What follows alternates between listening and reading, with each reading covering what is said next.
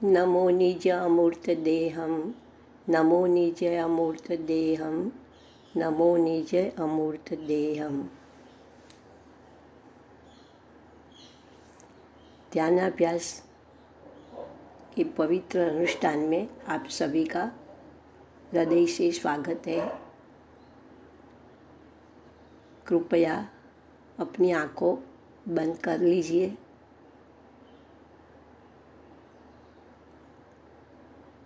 आंखें से हम बाहर नहीं देखते, आंखों से हम अंदर देखते हैं। तो आंखों से जो हमारा बाहर का कर्म अंदर नहीं आता। आंखों खुली रखने से कर्म भीतर आता है और बंद रखने से कर्म अंदर नहीं आता। और जो हम बाहर से हमारा ध्यान जाता है तो हमारा सुख स्वभाव का घात होता है। ये बात की हमको मालूम नहीं रहती और हम निरंतर बाहर में देखना जानना रहते हैं। तो जो मेन विषय है हमारा वो क्या है कि अंतर्मुख होना और अपना संवेदन करते रहना। एक ही उपाय है कि हम बाहर से बहिर्मुख नहीं रहते वो समय, और वो समय जो भी हमारा इंद्रिय ज्ञान चल रहा है वो भी होता नहीं है। तो अस्थि से कहो तो अपने अंदर में रहना है।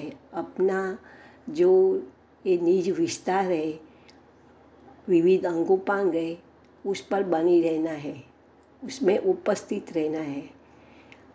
तो हमारा जो स्वभाव है हम प्रकट कर सकते हैं। और प्रयत्न इतना करना है कि बहिर्मुखता को दृढ़ता से रोकना है।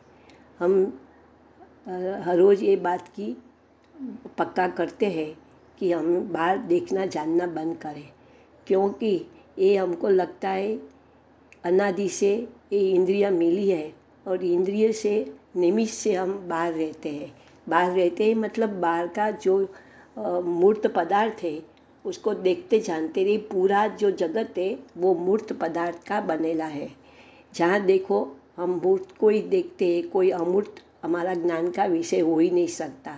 हम अपना अमूर्त देह को हम भी नहीं देख सकते, लेकिन हम अपना अमूर्त शरीर का संवेदन कर सकते हैं, क्योंकि स्व संवेदन गोचर है। लेकिन अन्य जीव का हम सुख का भी अनुभव नहीं कर सकते और अन्य जीव का अमूर्त शरीर हमारा ज्ञान का विषय नहीं बन सकते। इसलिए जो हमको रोकना है तो बहिर्मुखता और इंद्रिय ज्ञान का निरोध करना पड़ेगा। हम जैन हैं, जिनेंद्र भगवान की नमन करते, पूजन करते, विधान करते, सब जिन मतलब जिनकी जो भी हमारी जो चलती है सब क्रियाकांड सब करते रहते हैं, लेकिन जैन धर्म का सच्चा अर्थ नहीं समझे। जैन धर्म का सच्चा अर्थ जो जिनेंद्र है कि जितेंद्रिय है वो नहीं समझते और इंद्रियों को हम जय नहीं करते। इसलिए हमारा जो भी प्रयत्न हम कर रहे हैं बाहर में सब निष्फल होता है, क्योंकि जिनेंद्र जय जिनेंद्र मतलब इंद्रिय को जय किए बिना हम हमारा स्वरूप प्रकट कर नहीं सकते। क्योंकि ज्ञान और जो स्वसंवेदन है वो एक दूसरे से विरुद्ध है। जहाँ तक हम ज्ञान में खड़े रहेंगे तब तक हम अपना संवेदन नहीं कर सकेंगे। ये हम सबको प्रयोग करके निर्णय करना पड़ेगा कि ये बात बरोबर है कि नहीं है। कि जब जब हम बाहर में रहते हैं तब हम अपना आत्मा को स्मरण भी नहीं करते और च्युत रहते हैं, और उसके लिए बाहर से ध्यान हटाना ही पड़ेगा। और बाहर से अपना प्रयत्न ऐसा रहना कि बाहर में जुड़े ही नहीं कोई भी पदार्थ, तो हम अपना संवेदन कर सकते हैं। और संवेदन के समय भी हमको सम्यक ज्ञान होता है कि ये हमारा जो अंतर में हम रहते हैं वही हमारा सच्चा सुख का मार्ग है, शांति का मार्ग है। बाहर में कोई ये समय में बाहर में कोई पदार्थ जानने में भी नहीं आता, इसलिए जो सुख के समय में हमारा ज्ञान नहीं होता। तो ज्ञान को ऐसे ही एक व्यवस्था है कि ज्ञान की झलकन होती है, मूर्त पदार्थ दिखने जानने में आता है, इसलिए तो उपदेश देना पड़ता है कि मूर्त पदार्थ को देखो जानो नहीं। क्योंकि क्या होता है कि हमको एक समय में मालूम ही नहीं होता जैसे कि हम आहार ग्रहण करते हैं, पानी पीते हैं, सब मूर्त पदार्थ को ग्रहण करते हैं, घर में रहते हैं, वाहन उपयोग करते हैं और कितनी सारा मूर्त पदार्थ को उपयोग करते हैं और पूरा जीवन हमारा उसके अधीन ही जीवन है। लेकिन वो समय हम सब विषय ग्रहण करते हैं, मूर्त पदार्थ का ज्ञान करते हैं, वो हम भूल जाते हैं कि अपना स्वरूप से हम च्युत रहते हैं। वही समय अपने को खेद होना चाहिए। और वो समय जब जब हम कोई भी पदार्थ का ग्रहण करते हैं, तब भी वो समय भी हमको अपनी संवेदना को देखने को जाना चाहिए, संवेदना का अनुभव करना चाहिए। तो वो समय हम जो अपने में रहेंगे, तो जो विषय ग्रहण का जो कर्म बंध होता है उसका कम होएगा, खेद रहेगा हमको। और ये करना पड़ता है, अलग है। भूख लगती है, पानी की तरस लगती है, तो हम उपयोग कर लेते हैं। लेकिन अंदर में जो ऐसी भावना होती है कि हम अपने में जाए, ये पदार्थ का ग्रहण करना दोष है। अभी ये पर्याय है, मनुष्य पर्याय तो ठीक है, सब होता है, लेकिन अंदर में जागृत रहना, होश में रहना बहुत ज़रूरी है। कोई भी कार्य करो, होश में करो ना। होश मतलब सजग होके, अपना स्वरूप को चिंतन करके, अपनी मूर्त को सन्मुख रख के जो भी काम होता है वो काम भी होता है और अपने संवेदन भी हम कर सकते हैं। ऐसी जो अंदर बाहर की स्थिति की जो हमको प्रैक्टिस हो जाए ना, तो हमारा जीवन सरल हो जाएगा। क्योंकि जब तक जीवन है, आयु है, तो बाहर का जीवन भी है और अंदर का हमको ये प्रयत्न भी करना है। तो दो काम हम कैसे साथ करें। लेकिन भले समय का भेद तो पड़ता है, एक साथ तो नहीं हो सकता, लेकिन शीघ्र शीघ्र हम हमारा उपयोग पलटा सकते हैं।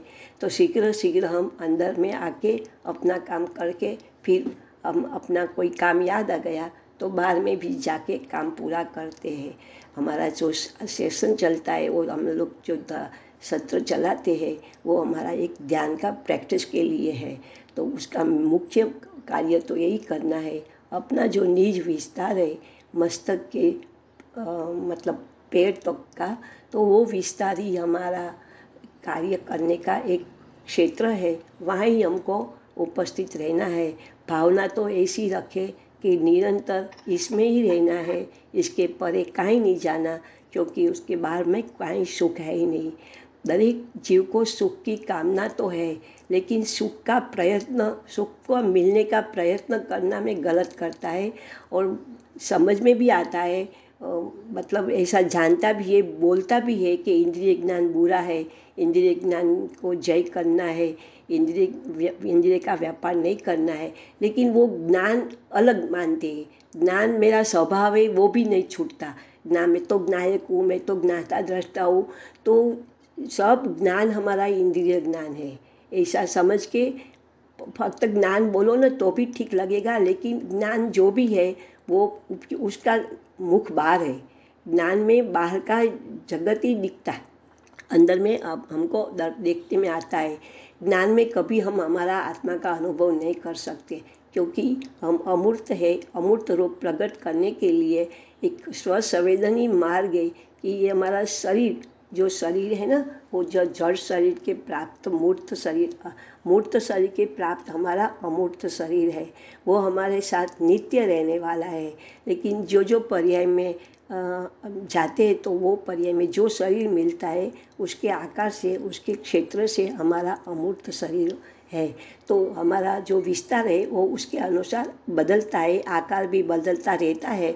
लेकिन हमारा जो स्वसंवेदन का हमारा जो कार्य है, उसके लिए कोई आकार के कोई क्षेत्र, उसके लिए कोई मुख्य नहीं है। हमारा मुख्य तो वो ही है कि जो भी हमारा असंख्य प्रदेशी हमारा जो आत्मा है, वहाँ दरेक प्रदेश पर हमारा ध्यान लाते हैं हम, तो वहाँ हमारा जो भी हमारा सुख दुख की स्थिति का हमको अनुभव होता है, वही हमारी संवेदना हमारा निर्वाण को प्राप्त करने में यही काम करती है। संवेदना से ही हम हमारा निर्वाण कर सकते हैं।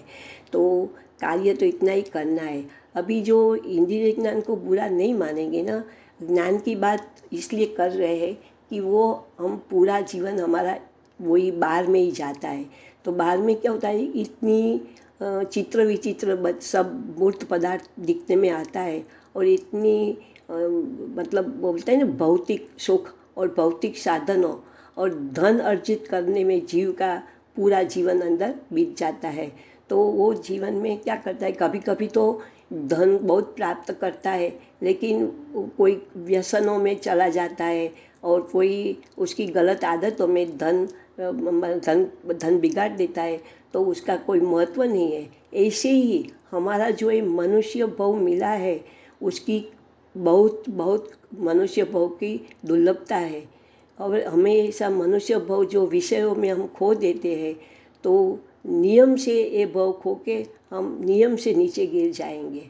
जैसे हमारा उत्थान हुआ एक इंद्रिय से दो तीन, एक इंद्रिय में से त्रस पर्याय में आना ही बहुत मुश्किल है। एक ये बात का भी निरंतर चिंतन करना, एक कर्म की थियोरी समझो पूरी, और एक जो हम ऐसे ऊपर आए एक इंद्रिय में से निकल के, सबको आगम का अभ्यास होगा तो मालूम है कि हम आए थे तो हमारा एक इंद्रिय निगोद बोलते थे, निगोद हमारा मायका है और हमारा मतलब ये जो जाना है वो हमारा निर्वाण की प्राप्ति। तो ऐसे बोलते कि वहाँ से आया है जीव, तो जीव वहाँ से आया तो कैसे आया ऊपर, वहाँ तो कोई व्यवस्था है ही नहीं। बे इंद्रिय से लेके असंगनी पंचेंद्रिय तक तो मन भी नहीं है, तो मन नहीं है तो वहाँ मोक्ष मार्ग मन के बिना नहीं बन सकता, क्योंकि मन में समझने की शक्ति होती है ना। तो वो कौन सी बल पर ऊपर आया, तो एक इंद्रिय में तो एक इंद्रिय की तो बात बाद में करें, पहला तो दो इंद्रिय से जो हम अभी पंचेंद्रिय तक पहुँचे हैं, तो कैसे आया कि तो वेदना को भोग के आया ऊपर। वेदना, दो इंद्रिय वाले को भी वेदना का एहसास होता है, उसको भी कभी कभी निंद्रा टूटती है दो इंद्रिय तीन इंद्रिय में। तो जब भी निंद्रा टूटती है ना, तभी वेदना का अनुभव होता है। और वहाँ तो क्या होता है, दो इंद्रिय तीन इंद्रिय चार इंद्रिय में तो जीव को मरण का प्रसंग बहुत बनता है, अचानक कहीं भी उसका मरण हो जाता है। तो जो वेदना उसको भोगने में आती है ना, तो वो वेदना के बल पर ऊपर ऊपर आता है। ऐसे ही वेदना के बल पर हम अभी संगनी मनुष्य पर्याय प्राप्त किया है। तो अभी हम जो हमारा समय अपने मनुष्य भाव है ना, वो एकदम ऊपर की जो मुख्य चोटी बोलती है ना ऊपर की, तब एकदम नजीक है हमारी पर्याय। तो ये मनुष्य भाव में से ही निर्वाण की प्राप्ति होती है, इधर ही जीव पुरुषार्थ करके ऊपर चढ़ सकता है। लेकिन उल्टा बनता है कि हम अपने को ऐसी देशना भी नहीं मिलती है, और देशना मिले तो हम प्रयत्न नहीं करते, क्योंकि मनुष्य पर्याय में क्या होता है कि उसको सब ज्ञान का क्षेत्र मिलता है, शरीर बल, काय बल, वचन बल सब उसको मिलता है। और मतलब बाहर में ना शरीर का स्वास्थ्य की स्थिति भी अच्छी रहती है। ऐसी जो शूद्र योनि में जो होता है ना, ऐसा नहीं होता, बारंबार मरण नहीं होता, तो आयुष भी लंबी मिलती है, सब बाहर में अनुकूलता मिलती है। तो वो क्या करता है कि ये समय अपने लिए है, अपने ऊपर जाने के लिए है, लेकिन वो वहाँ से इंद्रिय के निमित्त से पांच इंद्रिय मिली है, मन मिला, मस्तिष्क मिला, पूरी सामग्री मिल गई है बाहर में सुख भोगने के लिए, तो वो उसका उपयोग उसमें करता है। तो उसमें करके फिर नियम से वो कहते हैं आगम के आती है कि नियम से एक इंद्रिय में चला जाएंगे। तो देखो एक इंद्रिय का दुख की बात करें, एक इंद्रिय जीव ज़्यादा तक उसका समय निंद्रा में जाता है, निंद्रा यानी मूर्छा। जैसे हमको कोई तकलीफ होती है ऑपरेशन के ऐसे समय एनेस्थीसिया देते हैं डॉक्टर, तो हम मूर्छा में आ जाते हैं, फिर हमारा शरीर काटे, कोई पार्ट काटे निकाले, कुछ भी करे तो हमको मतलब उसका ज्ञान नहीं होता। तो एनेस्थीसिया में क्या होता है कि वो मूर्छा जैसा है हमारा, तो हम इस समय हमारा संवेदना भी नहीं होता वो पार्ट। तो ऐसा ही एक इंद्रिय में होता है। तो एक इंद्रिय में वही समय, एक इंद्रिय में तो पूरा जीवन उसका मतलब मूर्छा में ही जाता है, उसको निंद्रा मतलब निंद्रा खलास ही नहीं होती, पूरी जीवन निंद्रा में रहता है जितना काल उसको मिला है। तो वो वेदना तो उसको भोग ही नहीं सकता, वेदना का तो अनुभव ही नहीं होता, तो वो अंदर से निकलने का बहुत मुश्किल से अनंत काल है कोई जीव वनस्पति काल से निकलता है। तो वो जो अंदर में जो हाँ उसका मूर्छा के काल में मस्तिष्क तो चलता है, और वो अंदर में ज्ञान का भी चलता है।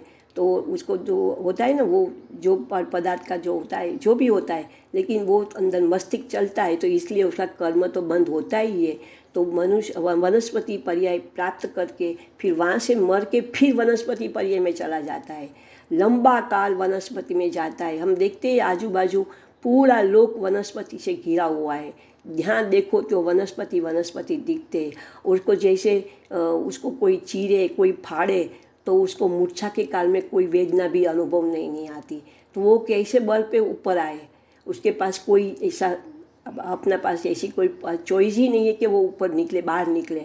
ऐसा जो वनस्पति काय में हमको नहीं जाना है, नीचे नहीं गिरना है, तो इसलिए हम ये बात मतलब इंद्रिय ज्ञान का हम जोड़ जोड़ करके बताते हैं कि वहाँ का निरोध करें, और जो नहीं करे ना तो अपने में नहीं आ सकेंगे। और अपने में आने का मार्ग एक ही जो ध्यान का मार्ग है, वही मार्ग से हम अपना संवेदन कर सकते हैं। और ध्यान का एक मार्ग है ना, वही मार्ग में हम बाहर का निषेध कर सकते हैं। वही समय इंद्रिय ज्ञान का निरोध स्वयं हो जाता है। तो बाहर से हम ध्यान हटाते हैं, हम अपने में स्थिर हो जाते हैं, तो अपने में हम जुट जाते हैं, वो फिर स्वयं होता है। तो हमारा कार्य इतना ही है कि अपने में कैसे हम स्थिर होए, उसका उपाय, उसका प्रयत्न निरंतर रात दिन करने का है। बस प्रयत्न एक ही करना है कि इंद्रिय ज्ञान को रोको, बहिर्मुखता को रोको, और उसमें जितना हमारा हो सके इतना प्रयत्न करें और अपने में जुट जाए। प्रयत्न खाली जो निर्णय में हो जाएगा ना कि भाई बाहर का हमको देखना जानना नहीं है, क्या करना है देख जान के। हमारा देखने जानने से हम लोग मूर्त पदार्थ को ज़्यादा उपयोग में लेते हैं, क्योंकि उसका जो रंग रूप रस गंध जो भी बाहर में दिखता है मूर्त पदार्थ का, इससे जीव भ्रमित हो जाता है और वहाँ से सुख मिलने की कल्पना करके सुख के लिए दौड़ता है। वहाँ तो क्या होता है, अनंत ज्ञेय होते हैं ना, वेराइटीज मिलती है, एक ज्ञेय को छोड़ता है दूसरा ज्ञेय को, तीसरा ज्ञेय को छोड़ता है, ऐसे ऐसे ज्ञेय वो बदलता है और मानता है कि मैं सुख लेता हूँ। और लेकिन वहाँ सुख की भ्रमणा है, वो भी समझता है। एक एक पदार्थ का उपयोग करते हैं ना, तो बारंबार करने से वो भी थक जाता है और फिर दूसरा पदार्थ ग्रहण करते हैं। ऐसे हमने देखा है, हम भोजन करते हैं तो कितनी आइटम लेके बैठते हैं भोजन में। हाँ, तो एक चीज़ लेते हैं, फिर दूसरी चीज़, फिर तीसरी चीज़, विषय बदलते हैं। हाँ, पदार्थ बदलते हैं, पदार्थ बदलो એટલે विषय बदला। तो वहाँ हमने मालूम तो हो जाता है कि एक चीज़ में हमारा संतोष नहीं होता, पेट तो भरना है, एक चीज़ से भी भर जाएगा, लेकिन जो विषय की इच्छा होती है ना, तो वो हम ऐसे अलग अलग पदार्थों से लेते हैं। ऐसे ही पूरा जगत ज्ञेयों का भरेला है, वो मतलब अनंत ज्ञेयों है। तो कोई न कोई पदार्थ हमारा सुख में निमित्त भी होता है, लेकिन वो कालांतरे दुख का निमित्त होता है, क्योंकि कोई भी पदार्थ में शुरू में सुख लगता है, तो फिर थोड़ा समय लगेगा तो वही पदार्थ हमको दुख रूप लगता है, अथवा एक पदार्थ हमको सुख रूप लगे दूसरे को दुख रूप लगता है। ये सब हम सब अच्छी तरह से समझते हैं, तो भी हम वो बाहर का जो देखना जानना, उस पर हम लगाम नहीं कर सकते। और अंदर में मोह भी रहता है, क्योंकि अंदर में इच्छा बहुत काम करती है कि बाहर का देखना जानना। बाहर में सब आ गया, हाँ, पूरा ऐसा प्रवचन सुनते, मतलब मंदिर जाते, पूजा करते, विधान करते, तो भी सीरियल का समय आ जाता है, तो किसी को इतनी आदत हो जाती है सीरियल को देखनी है।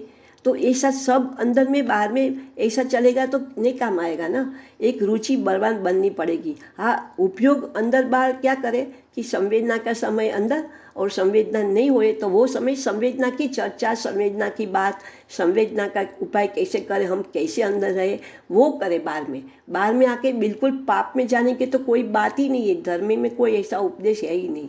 और जो हमारा ये स्वभाव का घात होता है ना, वो समझ लेना, हमारा स्वभाव का घात होता है माँ। क्योंकि हम जो वस्तु स्वभाव धर्म समझते हैं ना, तो ज्ञान को स्वभाव मानेगा, तो ज्ञान का स्वभाव से हमारा हमारा जो सुख स्वभाव का घात होता है, और हमारा सुख स्वभाव का निरंतर परिणमन हो रहा है। तो हम अपने को सन्मुख आ जाए तो हमारा ये सुख का परिणमन होगा, हमको सुख का अनुभव होगा।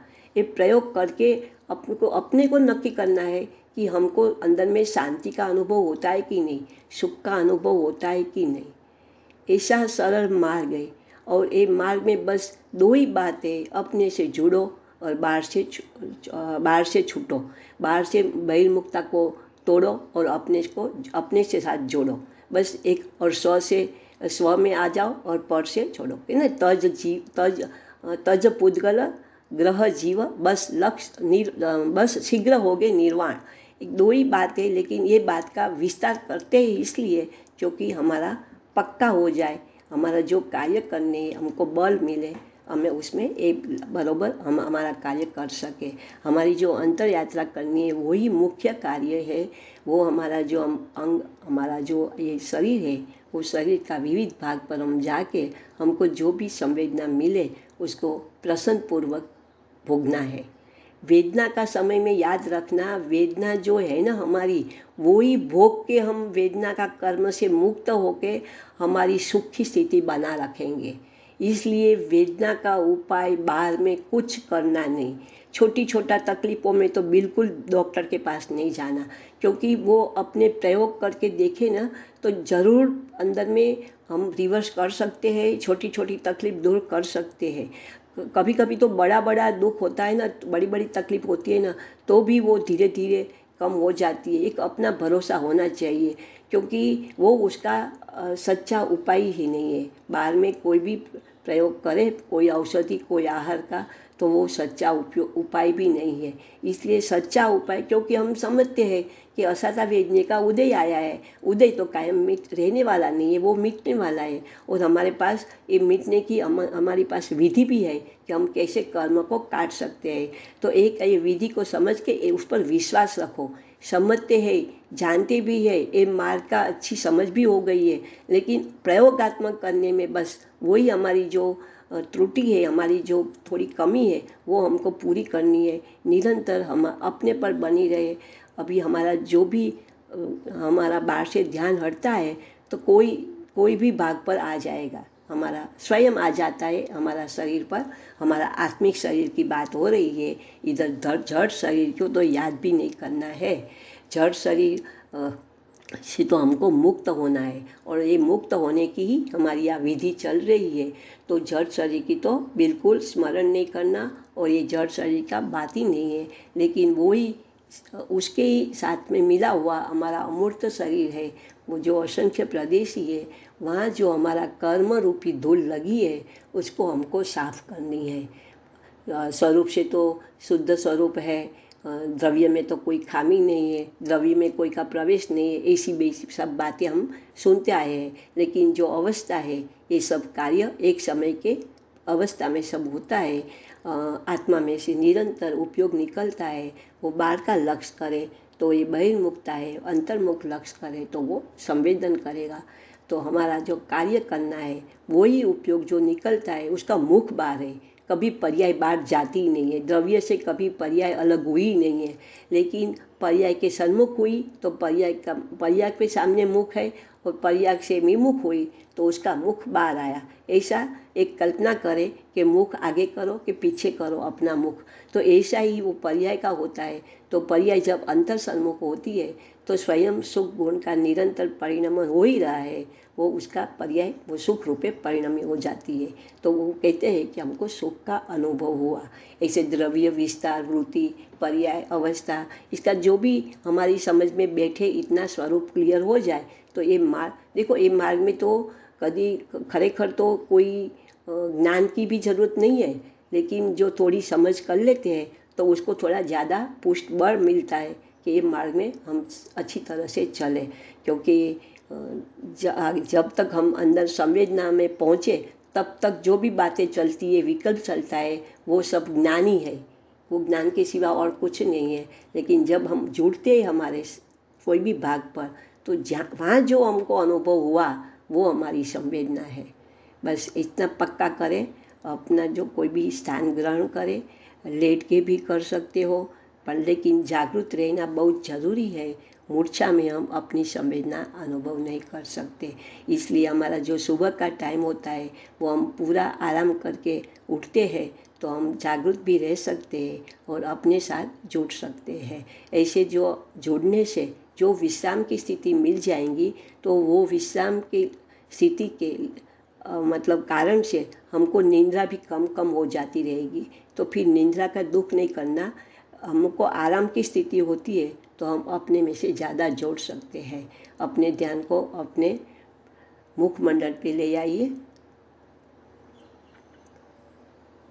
इधर पांच इंद्रियां है, एक चक्षु इंद्रिया को बंद करते हैं तो बाकी की इंद्रिया का व्यापार भी बंद हो जाता है।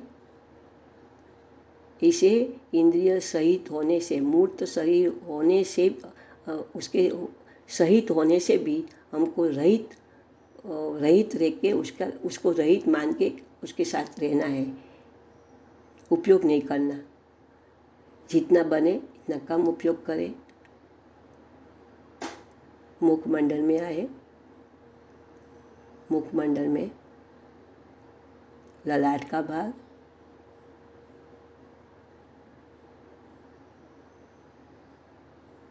यहाँ आके हमको जो भी हमारा स्वास्थ्य की स्थिति का अनुभव होता है उसका ग्रहण करें। ये दरेक अंग हमारा अपना अंग है, आत्मा का ही भाग है, आत्मा ही है। तो दरेक अंग को नमन भी करें, मनोमन नमन भी करते जाए, उसका खूब ज आदर करें, उसका खूब ज भक्ति करें। मन में ही मन उसका इतनी अंदर महिमा आनी चाहिए कि ये तो मैं ही हूँ।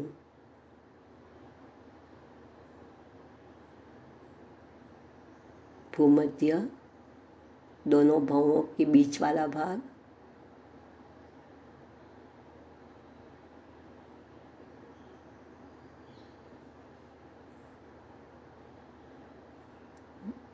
बाई आँख,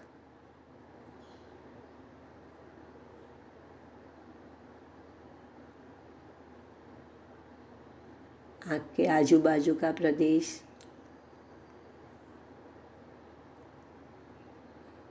एक एक प्रदेश को टटोलो। सत्ता में कर्म पड़ा है तो उसको निकलने के लिए जितना ध्यान हमारा गहरा होगा उतना कर्म निकलेगा, और कर्म निकलेगा वही हम चाहते हैं कि क्योंकि कर्म से मुक्त होना है। वेदना आए तो पहले आए, हम सहन कर लेंगे। दाईं आँख,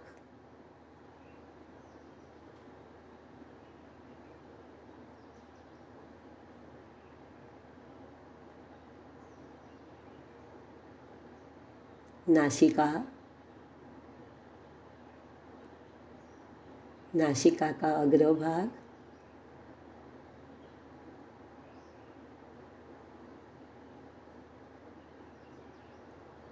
बाया नथुना,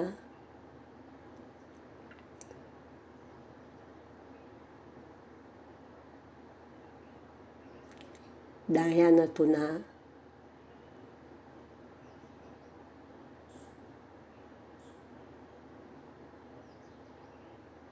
बाया कान, दाया कान,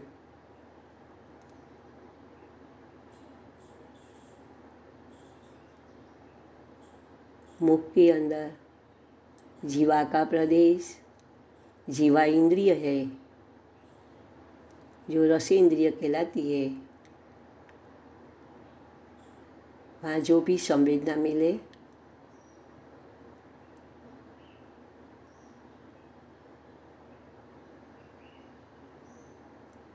जीवा के ऊपर तालू का भाग,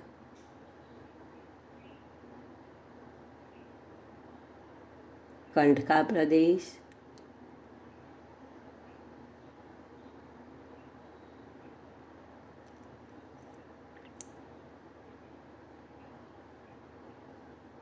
मुख के अंदर दंत पंक्ति, दोनों दंत पंक्ति ऊपर नीचे दोनों बीडायली दंत पंक्ति का अनुभव करें। मसूड़ों का भाग में देखिए कोई तकलीफ नहीं है तो सुख की स्थिति है।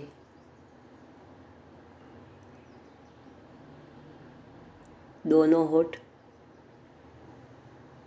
ऊपर का होठ, नीचे का होठ,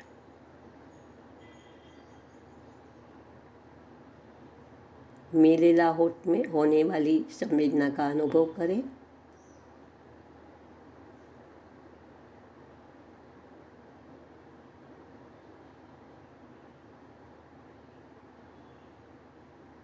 यही क्रिया को योग निद्रा भी कहते हैं, शवासन भी कहते हैं।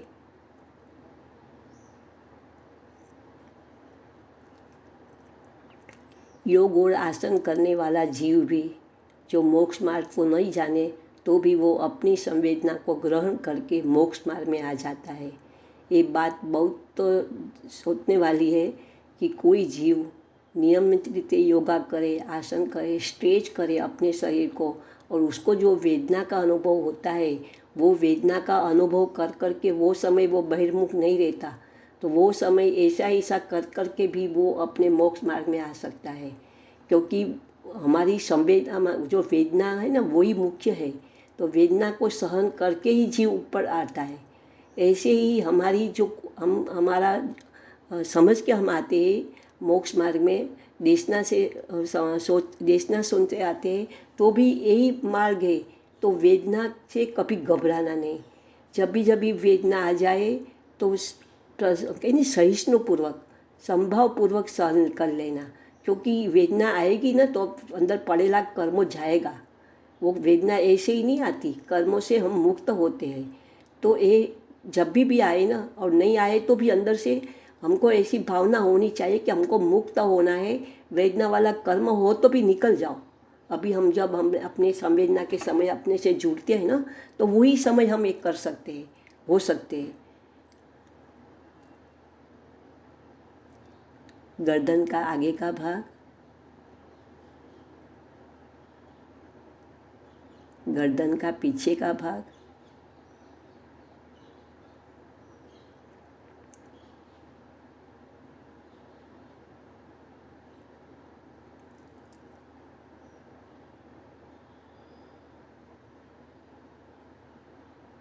गर्दन से लेके नीचे नाभि तक का हमारा जो मध्य लोक की संज्ञा है, तो वो मध्य भाग में आइए। मध्य भाग में बदा सब इम्पोर्टेंस है, हमारा जो जी अंग है उपांग वो सब इम्पोर्टेंस है, वहाँ से रोग की शक्यता ज़्यादा रहती है। ये हमारा ध्यान हमको शरीर को, जो हम बोलते हैं ना शारीरिक स्थिति, शारीरिक स्वास्थ्य, वो हमको सुखद बनाता है। इसके कारण भी वो तो लोभ तो सबको रहता है शरीर निरोगी रखने का, लेकिन वो रखने का एक ही उपाय है अंतर में जुड़ने का। तो वो लोभ से भी अंदर जोड़ने का निरंतर प्रयत्न करें। दोनों छाती का प्रदेश,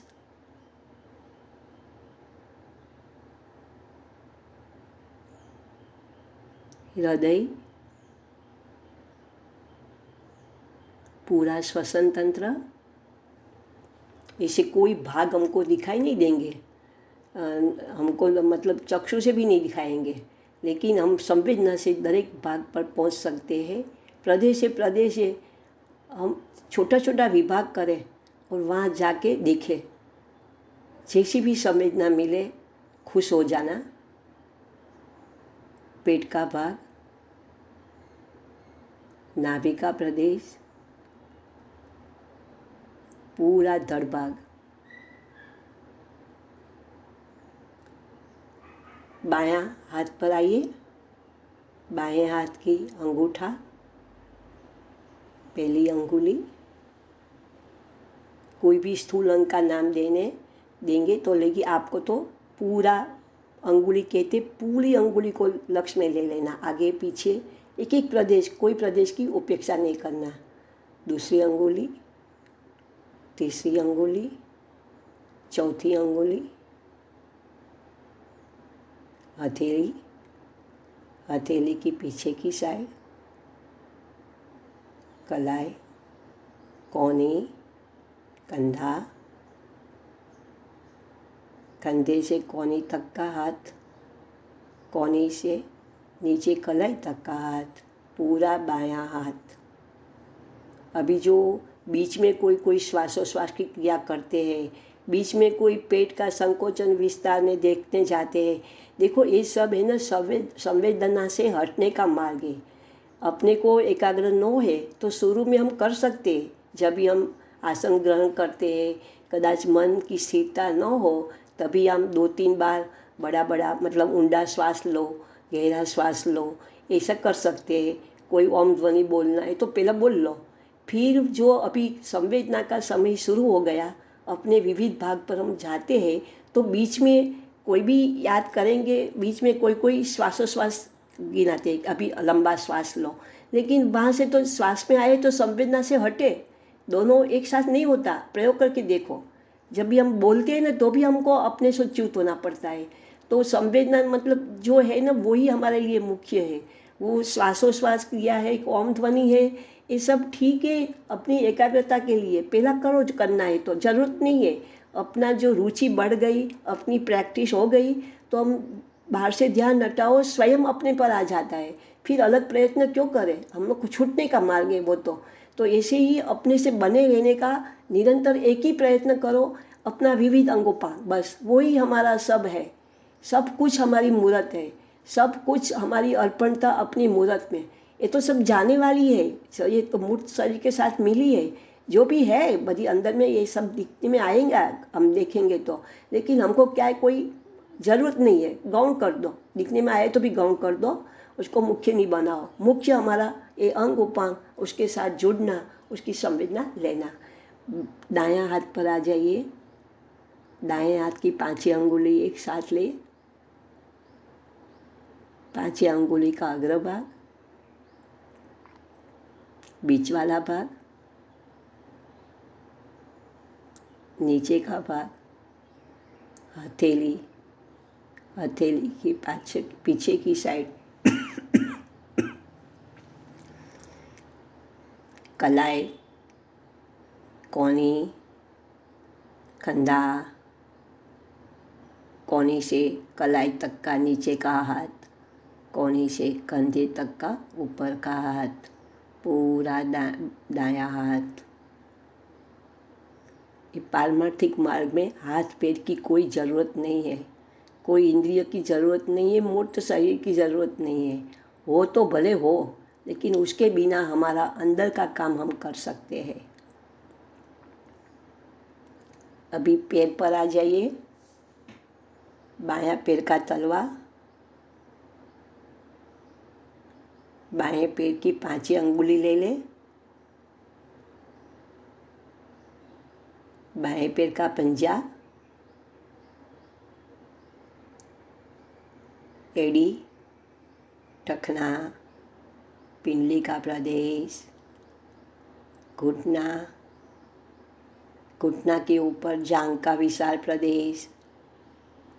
देखो कोई भाग में कुछ वेदना नहीं है तो सब अच्छी स्थिति है। तो सुख की स्थिति में बारंबार पुनरावृत्ति क्या करें, अपने में रहने की, बाहर जाने की नहीं। नीतम का भाग, ऐसे ही नीतम जो हम जमीन पर टिक के बैठे हैं तो नीतम का नीचे का भाग, ऐसे जांघ का नीचे का भाग, घुटना का पीछे का भाग, पिंगली का पीछे का भाग, ऐसे पूरा बायां पैर, दायां पैर पर आइए, 5 अंगुली, पंजो, पग तलवा, पैर का तलवा, फिर घुटना, टखना, पिंडली, जांघ का प्रदेश, नीतम, पूरा दायां पैर, ऐसे पीछे का पूरा दायां पैर, पूरी मूरत, सिर से पैर तक, आगे का भाग, पीछे का भाग, बाईं कमर से दाईं कमर, बायां कंधा से दायां कंधा। ऐसा अपनी अपनी तरीके से अपने जिस पर भाग पर जाओ, अंदर रहना है। कोई भी भाग पर जाइए, कोई एक भाग पर जाएंगे हम, कतिपय प्रदेशों से हमारा अनुभव हो सकता है, एक साथ में हम नहीं कर सकते, लेकिन जो भी प्रदेश में करेंगे वो सब जो हमको सुख का अनुभव होगा वो अंश परमात्मा का सुख का अंश जैसा ही होगा। इसलिए निशंक ये मार्ग पर चले, अपना कल्याण करिए और मोक्ष मार्ग में आके मोक्ष की प्राप्ति करें। हमारा अंतिम ध्येय वो ही है, सुख प्राप्ति। ऐसा सुख अनुपम, अपूर्व कभी हमने पाया नहीं है अभी तक। ऐसा सुख प्राप्त करें, ऐसी भावना करके यहीं हम ध्यान सत्र समाप्त कर रहे हैं। आपका सहकार बदल धन्यवाद।